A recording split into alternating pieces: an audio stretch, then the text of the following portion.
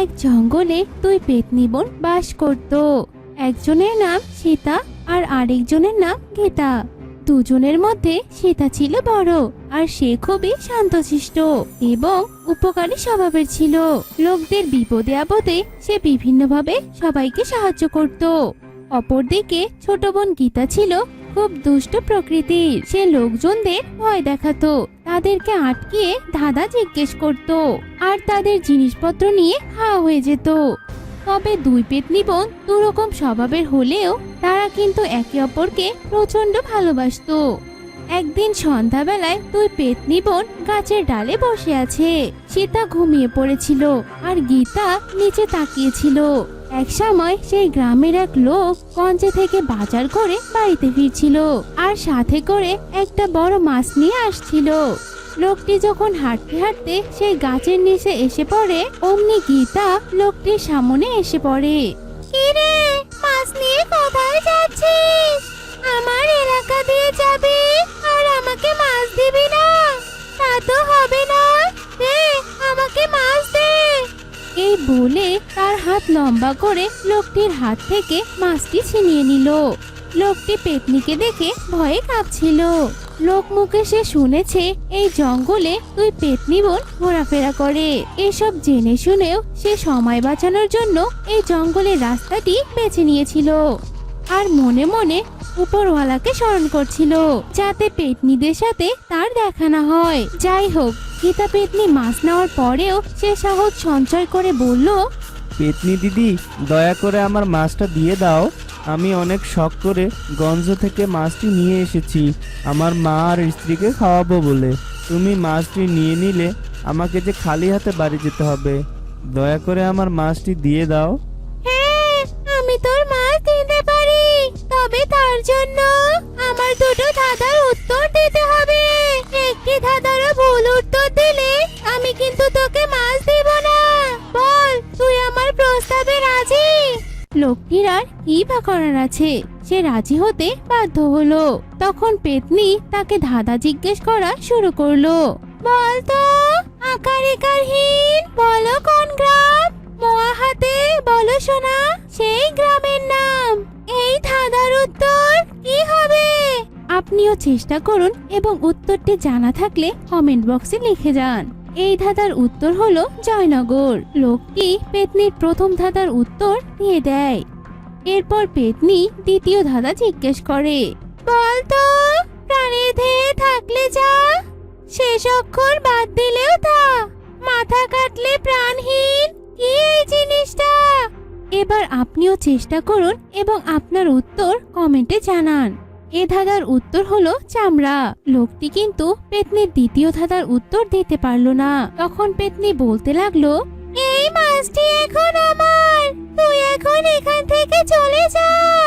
এদিকে ওদের কথাবার্তায় সীতা পেতনির ঘুম ভেঙে যায়। সে দেখতে পায় নিচে গীতা আর একজন মানুষ কথা বলছে। সে বুঝতে পারলো নিশ্চয়ই গীতা কোনো ঝামেলা পাকিয়েছে। সে তাড়াতাড়ি সেখানে উড়ে এলো। আরো একটি পেতনিকে উড়ে আসতে দেখে লোকটি এবার প্রচন্ড ভয় পেয়ে গেল। সীতা কাছে এসে লোকটিকে বলল, তুমি ভয় পেও না, কি হয়েছে আমাকে বলো, আমি তোমাকে সাহায্য করব। সীতা পেতনি অভয় দেওয়াতে লোকটি একটু আশ্বস্ত হলো। সে সীতাকে সব কথা খুলে বলল। সব শুনে সীতা গীতার উপর খুব বিরক্ত হলো। সে বলল, কে রে গীতা, তুই কেন ওর মাছ কেড়ে নিয়েছিস? এ তো বড় অন্যায়। তোকে কতদিন বারণ করেছি কারো জিনিস অন্যায় ভাবে নিবি না, কাউকে কষ্ট দিবি না। লোকটিকে তুই মাছটি দিয়ে দে। এই বলে সীতা সেখান থেকে চলে গেল। গীতা দুষ্টুমি করলে বড় বোনের কথা ফেলতে পারতো না, তাই সে লোকটিকে মাছ দিয়ে দিল। কিন্তু সে মাছের মায়া ছাড়তে পারছিল না, তাই সে লোকটিকে অনুসরণ করতে থাকলো। লোকটি হাঁটতে হাঁটতে তার বাড়িতে চলে এলো, আর পেতনি সেই বাড়ির আশেপাশে ঘোরাঘুরি করতে লাগলো। এদিকে লোকটি বাসায় প্রবেশ করে তার স্ত্রী শর্মিলাকে ডাক দিল। কি গো, কই গেলে? দেখো কত বড় একটা মাছ নিয়ে এসেছি। সাহেবের বুঝি এখন আসার সময় হলো? বলি, সংসারে কি আমার আর কাজকর্ম নেই? তোমার মাকেও তো বলতে পারো মাছগুলো কেটে দেওয়ার জন্য। শর্মিলার সাথে তার শাশুড়ির সম্পর্ক ভালো ছিল না, সে ছিল অহংকারী ও স্বার্থপর স্বভাবের। সে সুযোগ পেলে শাশুড়ির উপর হুকুম ফেলানোর চেষ্টা করত। সহজ সরল শাশুড়ি তার বউয়ের সব কথা মেনে চলতো। যাই হোক, ছেলে বাড়িতে ফিরে এসেছে এ কথা শুনে মাও সেখানে উপস্থিত হলো। তখন ছেলে বলল, মা, মাছটিকে কেটে তুমি রেঁধে দিতে পারবে? তোমার বৌমার নাকি অনেক কাজ আছে। হ্যাঁ রে বাবা, পারবো। তখন শর্মিলা তার স্বামীর কাছে ভালো থাকার জন্য তার শাশুড়িকে বলল, থাক মা, আপনাকে আর কষ্ট করতে হবে না, আমি সব করে নিচ্ছি। এই বলে শর্মিলা মাছ নিয়ে রান্নাঘরে চলে গেল। সে মাছটি কেটে কুটে রান্না করতে শুরু করলো। আস্তে আস্তে মাছ রান্না করার গন্ধ চারদিকে ছড়িয়ে পড়লো। এদিকে মাছ রান্নার গন্ধ পেয়ে গীতার জিভে তো জল চলে আসলো। সে ভাবলো জানালার ওখানে অন্ধকার, ওখানে গিয়ে দেখি মাছ খাওয়ার কোনো ব্যবস্থা করতে পারি কিনা। সে জানালার কাছে যায়, কিন্তু সেখান থেকে মাছ চুরি করার কোনো অবস্থা ছিল না। সে অগত্য সিদ্ধান্ত নিল যে বাড়ির বউয়ের কাছ থেকে মাছ চাইবে। যেই ভাবা সেই কাজ। সে তার হাতটি লম্বা করে জানালার ভেতরে প্রবেশ করিয়ে বলল, আমাকে এক টুকরো মাছ দাও না গো। শর্মিলা হঠাৎ করে এরকম অদ্ভুত দর্শনা একটা হাত দেখে এবং বাইরে থেকে আওয়াজ শুনে হকচকিয়ে যায়। সে কোনো কিছু না ভেবে মাছ রান্না করার গরম খুন্তিটা পেতনির হাতে চেপে ধরে। আর তখনই ওপাশ থেকে পেতনি চিৎকার করে ওঠে, ওরে মারে, মরে গেলুম রে, তুই আমার কি সর্বনাশ করলি রে, মরে গেলুম রে, মরে গেলুম রে। এইভাবে কিছুক্ষণ আওয়াজ করে একসময় পেতনি মারা যায়। এদিকে শর্মিলা তার স্বামীর কাছে গিয়ে সব ঘটনা খুলে বলে। তার স্বামী বলে, কাজটা তুমি মোটেও ভালো করনি। মাছের একটা টুকরো দিয়ে দিলেই পারতে, আপদ বিদেয় হতো। ওই পেতনি আমাকে সেই জঙ্গল থেকেই অনুসরণ করে আসছিল। এরপর লোকটি তার স্ত্রীকে সব কথা খুলে বলল। তারা প্রচন্ড ভয়ে ভয়ে সেই রাতটা পার করলো। পরদিন সকালে তারা দেখতে পেল রান্নাঘরের জানালার পাশে একটি কাক মরে আছে। তারা বুঝতে পারলো এটা গীতা পেতনির মরদেহ। গীতা পেতনি মরে গিয়ে কাক হয়ে গেছে। তারা মরা কাকটিকে নিয়ে বাড়ির পাশে জঙ্গলে ফেলে আসতে গেল। এদিকে সীতা পেতনি সারা রাত তার বোনকে খুঁজে না পেয়ে সে ওই জঙ্গলে চলে আসলো। এখানে লোকটি তার স্ত্রীকে নিয়ে মৃত কাকটিকে ফেলে আসছিল। সীতা লোকটিকে দেখে চিনতে পারলো। সে তাদের সব কথাই শুনতে পারছিল। তাদের কথাবার্তা দেখে সে সবকিছুই বুঝতে পারলো তার বোন আর বেঁচে নেই। সীতা যদিও নরম প্রকৃতি ছিল, কিন্তু এই ঘটনার পর তার মনে প্রতিশোধের আগুন দাউ দাউ করে জ্বলে উঠল। সে প্রতিজ্ঞা করলো যে করেই হোক এই বউটাকে শায়েস্তা করবে। সে ওই বাড়ির কাছে যায় আর আড়াল থেকে দেখতে পায় বউটি তার শাশুড়ির সাথে খারাপ আচরণ করছে। সীতা ভাবলো এটাই সুযোগ, সে তার শাশুড়ির শরীরে প্রবেশ করে শায়েস্তা করবে। এই ভেবে সে বৃদ্ধ মহিলার শরীরে প্রবেশ করে। এরপর থেকে শর্মিলা তার শাশুড়ির আচরণে খুব ভয় পেয়ে যায়। এতদিন যাকে সে বিভিন্নভাবে অত্যাচার করেছে, আজ সেই বৃদ্ধ মহিলাই কিনা তাকে বাড়ির সব কাজ করাচ্ছে আর করতে না চাইলে তার চুলের মুঠি ধরে মারছে। শর্মিলা প্রচন্ড ভয় পেয়ে গেল। সে তার স্বামীকে গিয়ে সব কথা খুলে বলল। সব শুনে তার স্বামী বুঝতে পারলো নিশ্চয় গীতা পেতনির বোন সীতা পেতনি তার বউয়ের উপর প্রতিশোধ নিতে এসেছে।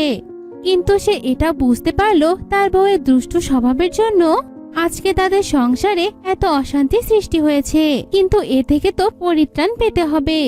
তাই লোকটি একটি তান্ত্রিকের কাছে গিয়ে সব কথা খুলে বলে তার কাছে সাহায্য চায়। সব শুনে তান্ত্রিক বলে, অনেক বড় বিষয়। একই তো তোমার বউ তার শাশুড়ির সাথে অনেক অন্যায় করেছে, আবার পেতনির বোনকেও মেরে ফেলেছে।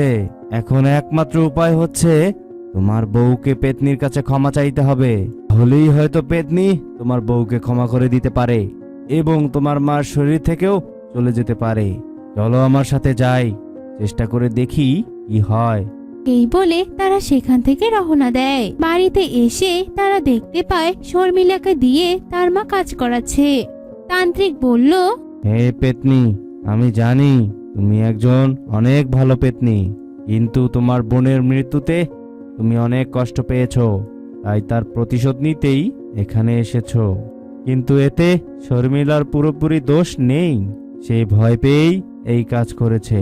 কিন্তু এখন সে অনুতপ্ত, তাই তোমার কাছে অনুরোধ, এবারের মতো তুমি তাকে ক্ষমা করে দাও। সাথে সাথে শর্মিলা কাঁদো কাঁদো গলায় বলে ওঠে, হে পেতনি, আমাকে তুমি ক্ষমা করে দাও।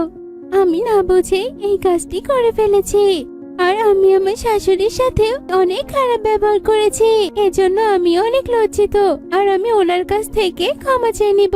আমি কথা দিচ্ছি এরকম কাজ আর কখনোই করব না। কেউ যদি নিজের ভুল বুঝতে পেরে অনুতপ্ত হয়ে ক্ষমা চায়, তাহলে তাকে ক্ষমা করে দেওয়া উচিত। যা, আমিও তোকে ক্ষমা করে দিলাম। এই বলে পেতনি বৃদ্ধ মহিলার শরীর থেকে বের হয়ে চলে যায়। এরপর থেকে শর্মিলা কোনোদিন তার শাশুড়ির সাথে খারাপ আচরণ করেনি। তারা সবাই সুখে শান্তিতে বসবাস করতে লাগলো। মন অসুস্থ, তার উপর যদি জমিটার দেখাশোনা করা না হয় তবে যে ফসলগুলো নষ্ট হয়ে যাবে গো। আসলে আজ জমির ঘাসগুলো পরিষ্কার করার দরকার ছিল, কিন্তু আমি তো আজ উঠতেই পারছি না। এখন আমি জমিতে যাবই বা কি করে, আর ঘাসগুলো পরিষ্কারই বা করবো কি করে? আগাছা না পরিষ্কার করলে তো ফসলের অবস্থা খারাপ হয়ে যাবে। তুমি বিশ্রাম করো, এই নিয়ে তুমি চিন্তা করো না। আজ আমি গিয়ে বরং জমি পরিষ্কার করে আসছি। এরপর পরই তাদের চাষের জমিতে যায় আর ঘাস পরিষ্কার করতে থাকে। এভাবেই তাদের দিন কাটতো। একদিন ভাবছি এবার আমি জমিতে বেগুনের চাষ করব। এবার বাজারে বেগুনের দাম যে অনেক ভালো, আর সবাই বেশ ভালোই ফসল চাষ করছে। তাই না কি গো? তবে তো অনেক ভালো কথা। তুমি বরং বেগুনই চাষ করো। যদি ভালো ফলন হয় তবে ভালো আয়ও হবে আমাদের, আর বেশ খানিকটা অবস্থাও ভালো হয়ে যাবে, কোনো চিন্তাও থাকবে না। হ্যাঁ গো, তুমি একদম ঠিকই বলেছ। আমি চারা লাগানো শুরু করব, আজ থেকেই শুরু করব বাবা। এরপর সুমন তার জমিতে চারা লাগায় আর তার জমির খুব ভালো পরিচর্যা করতে থাকে। সুমন তার জমির এত ভালো যত্ন নেয় যে 20 থেকে 25 দিনের মধ্যেই জমিতে বেগুন দিয়ে ভরে গেছে। এত ভালো ফলন দেখে সুমন আর পরি ভীষণ খুশি হয়ে যায়। বাহ, জমিতে তো অনেক ভালো চাষ হয়েছে, প্রতিটা গাছে কতগুলো করে বেগুন ধরেছে, দেখো দেখো। হ্যাঁ গো, এবার অনেক ভালো চাষ হয়েছে। এরপর সুমন গাছ থেকে বেগুন পেড়ে বাজারে বিক্রি করতে নিয়ে যায়। সে গ্রামেই থাকতো মজনু। মজনু ছিল খুবই হিংসুটে, ও সবাইকে ভীষণ হিংসে করত। আসলে সুমন কখনো চাইতোই না তার থেকে ভালো কেউ চাষাবাদ করুক। সুমনের কাছে এত তরতাজা বেগুন দেখে মজনু বলতে থাকে, কি হে ভাইয়া, তোমারও তো ভালো ফসল হয়েছে, ভালোই তো বেগুন দেখছি, আর বেশ তরতাজাও। এই বেগুনের তো তুমি ভালোই দাম পাবে। হ্যাঁ মজনু ভাইয়া, এবার জমিতে খুব ভালো চাষ হয়েছে। আমি আসি গো ভাইয়া, আমার দেরি হয়ে যাচ্ছে। আজ যে হাটের দিন, এখন না গেলে দেরি হয়ে গেলে যে বেগুনগুলো আমি ঠিক মতো বিক্রি করতে পারবো না। এই বলে সুমন বাজারে চলে যায় আর মজনু মনে মনে ভাবতে থাকে, আমি থাকতে তো তোমায় কিছুতেই এত সুখ দিতে পারি না ভাইয়া। আমি তো আমার থেকে ধনী কিছুতেই তোমাকে হতে দেব না। আমি কষ্টে থাকবো আর তুমি কিনা সুখে থাকবে বলো তো? আমি কিছুতেই হতে দেব না। আজ রাতেই তোমার কোনো একটা ব্যবস্থা আমি করছি, তুমি শুধু দেখে যাও। সুমন বাজারে বেগুন বিক্রি করে, খুব ভালো আয়ও করে। এতে পরিও বেশ খুশি হয়। আর বাকি বেগুনগুলো তুমি কালকে বাজারে নিয়ে যেও, আজ তো আমাদের মোটা অঙ্কের টাকা হয়েছে। দেখি, ও মা, কতগুলো টাকা আমাদের! এই টাকাগুলো আমি জমিয়ে রাখবো, পরবর্তীতে এই টাকা দিয়ে অন্য বীজ কিনে ফসল চাষ করব। হ্যাঁ গিন্নি, আমিও ভাবছি তাই করব। আজ তো ভালোই বিক্রি হলো, কালকেও নিশ্চয়ই ভালোই বিক্রি হবে। এদিকে সুমন আর পরি খুব খুশি ছিল, আর অন্যদিকে রাত হতেই মজনু আগুন জ্বালানো মশাল হাতে নিয়ে সুমনের বেগুনের জমিতে যায়। আহারে, জমিতে কত সুন্দর ফলন, কিন্তু এবার যে সব ফলনই নষ্ট হতে যাচ্ছে। সুমন ভাইয়া, এবার তুমি বুঝবে কেমন মজা। হা হা হা হা হা। এই বলে মজনু পুরো জমিতে কেরোসিন তেল দেয় আর আগুন জ্বালিয়ে দেয়। পুরো জমিতে দাউ দাউ করে আগুন জ্বলতে থাকে। পরদিন সকাল হতে সুমন যখন তার জমিতে যায় আর জমির এমন হাল দেখে, এমন অবস্থা দেখে তো সুমন তাড়াতাড়ি পরীকে ডাকা শুরু করে দেয়। পরি যখন জমির এমন হাল দেখে, সে ভীষণ কান্নায় ভেঙে পড়ে। আমাদের এমন অবস্থা কি করে হলো গো? আমরা কার কি ক্ষতি করেছিলাম যে আমাদের সাথে সে এমন কাজ করলো? আমাদের পুরো জমিটাতে কিভাবে আগুন লাগিয়ে দিল? এত ভালো ফসলগুলো হয়েছিল আমাদের। না জানি কার নজর লেগেছে আমাদের সুখের দিকে, তাই নিশ্চয়ই এমনটা করেছে। তুমি এভাবে কেঁদো না পরি, যা হওয়ার তা তো হয়েই গেছে। বলো, কাঁদলে কি আর সবকিছু ঠিক হবে? এখন জমি থেকে ছাইগুলো পরিষ্কার করতে হবে। এভাবে সময় নষ্ট করা চলবে না। আমাদের যে ফসল চাষ করে সংসার চলে, আমাদের এত বড় ক্ষতি হয়ে গেল, আর তুমি তুমি কি না। পরীকে কাঁদতে দেখে সুমন আর কোনো কিছুই বলে না। এভাবেই কয়েকদিন কেটে যায়। সুমন আবার নতুন করে জমিতে ফসল চাষ করার চেষ্টা করে, কিন্তু দিনের পর দিন কেটে যায়। জমিতে আর চারাই ঠিকভাবে ওঠে না। কেরোসিন ঢালার কারণে জমির উর্বরতা নষ্ট হয়ে গেছে। এখন আর সুমনদের কাছে কোনো উপায় নেই। পরি আর সুমন মন খারাপ করে বসে থাকে। তখন এক বৃদ্ধা সেখানে আসে আর বলে, কে? বাছারা, ও বাছারা, আমার যে খুব খিদে পেয়েছে, তোমরা কি আমাকে কিছু খেতে দিতে পারবে? দুদিন হয়ে গেল কিচ্ছুটি খাই না, দাও না গো একটু খাবার। হ্যাঁ মা, আপনি বসুন, আমি খাবারের ব্যবস্থা করছি। এরপর পরি গিয়ে ঘর থেকে কিছু খাবার এনে বৃদ্ধাকে দেয়। বৃদ্ধা পেট পুড়ে সব খাবার খেয়ে নেয়। তোমাদের অনেক ধন্যবাদ। আমি অনেকের কাছে সাহায্য চেয়েছিলাম, কিন্তু কেউই সাহায্য করেনি। সত্যি তোমরা অনেক ভালো। এ আর তেমন কি মা, একজনের বিপদে তো অন্যজন সাহায্য করবেই। তোমাদের দেখে মনে হচ্ছে খুব মন খারাপ। বলি বাছা, তোমাদের কি হয়েছে? খুলে বলো তো। আপনাকে আর কি বলবো বুড়িমা, বলুন। আমাদের তো বিপদই শেষ হচ্ছে না। আমাকে বলো কি হয়েছে তোমাদের, আমি তো তোমাদের সাহায্য করতে পারি। বলো, বৃদ্ধা হয়েছি বলে ভেবো না কোনো কিছুই করতে পারবো না। এরপর সুমন ও পরি মিলে বৃদ্ধাকে সব কথা খুলে বলে। নিশ্চয়ই তোমাদের সাথে কেউ হিংসে করেই এমনটা করেছে। জানি না বুড়িমা, কার কি ক্ষতি করেছিলাম। এখন যে চাষ করার মতো কোনো উপায় আমাদের কাছে নেই, জমিও যে নেই চাষ করার মতো। তোমরা আমাকে মা বলে ডেকেছো, আবার আমাকে খেতেও দিয়েছো। তার পরিবর্তে আমিও তোমাদেরকে সাহায্য করতে চাই। এই নাও, এই হাঁড়িটা রাখো। কিন্তু এই হাঁড়ি দিয়ে কি হবে মা? এই হাঁড়িটাতে মাটি ভর্তি করে বাজার থেকে একটি বেগুনের বীজ নিয়ে এসে এই হাঁড়িতে লাগিয়ে দিও। তারপরেই দেখো কি ঘটে। তখন তোমরা আমাকে ধন্যবাদ দেবে। আর হ্যাঁ, মনে রেখো, এই হাঁড়িতে যাই ফুলুক না কেন, তা যদি কেউ চুরি করতে আসে বা ক্ষতি করতে আসে, তার বড়ই বিপদ হবে।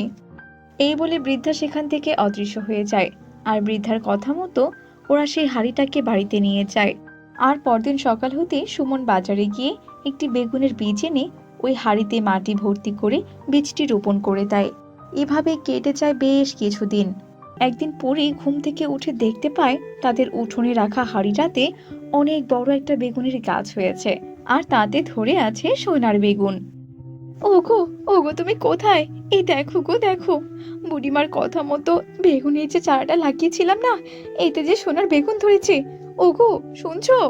এসব দেখে সুমন আর দেরি না করে তাড়াতাড়ি করে ঘর থেকে বেরিয়ে উঠানে চলে আসে এবং সে এসব দেখে বেশ অবাক হয়ে যায়। ওগো, আমাদের যে ভাগ্য খুলে গেছে গো। যাও, তুমি এই সোনার বেগুনগুলো বাজারে বিক্রি করে আনো, যাও। এরপর সত্যি সত্যি সুমন সেই সোনার বেগুনগুলো বাজারে বিক্রি করতে নিয়ে যায়। এভাবেই কাটছিল তাদের দিন। পরি তাদের বাড়ির সোনার বেগুন বিক্রি করে বেশ সুখে শান্তিতে সুমনের সঙ্গে বসবাস করছিল। কিন্তু এইসব কথা মজনুর কানে যেতে বেশি দেরি হয় না। সে সবসময় সুমনদের বাড়িতে আড়ি পেতে থাকতো, তাই নিজের চোখে সবটা দেখেছে। আমি থাকতে ওই মূল্যবান হাড়ির বেগুন গাছটা অন্য কারো হতেই পারে না। ওই বেগুন শুধুমাত্র আমার হবে, আমি কাউকেই ছাড়বো না। রাত হতেই আমি ওই সোনার বেগুনটাকে চুরি করে নিয়ে যাব। যেমনি ভাবা তেমনি কাজ। রাত হতেই মজনু লুকিয়ে লুকিয়ে পরিদের বাড়িতে যায়। আর যেই না সে বেগুন গাছে হাত দেয়, অমনি তার পুরো শরীরে আগুন লেগে যায়। ওরে বাবারে, বাঁচাও বাবা, বাঁচাও, পড়ে গেলাম আমি, আমাকে বাঁচাও, কে আছো, বাঁচাও আমাকে, ওরে বাবারে। মজনুর এমন চিৎকার চেঁচামেচি শুনে পরি আর সুমন ঘর থেকে বেরিয়ে আসে। আর মজনুর এমন অবস্থা দেখে তারা সবটা বুঝে যায়। এরপর আর কি, পরি আর সুমন দুজনে মিলে মজনুর গায়ের আগুন নেভায়। এরপর থেকে মজনু আর কখনোই তাদের বাড়িতে আসতো না, আর হিংসেও করতো না। সে প্রাণের ভয়ে পালিয়ে যায়। আর সুমন ও পরি বুঝতে পারে যে হাঁড়িতে রাখা সেই বেগুন গাছটি এভাবে উঠোনে রাখলে যে কেউ চুরি করতে পারে। তাই তারা তাদের সোনার বেগুন গাছটি হাঁড়ি সহ নিয়ে রান্নাঘরে রেখে দেয়। এতে করে সোনার বেগুনও সুরক্ষিত থাকে আর তাদের সেই গাছটিও কখনো চুরি হওয়ার ভয় থাকে না। এভাবে সোনার বেগুনের সাহায্যে তারা অনেক ধনী হয়ে যায় আর গ্রামের সকলকে সাহায্য সহযোগিতা করতে থাকে।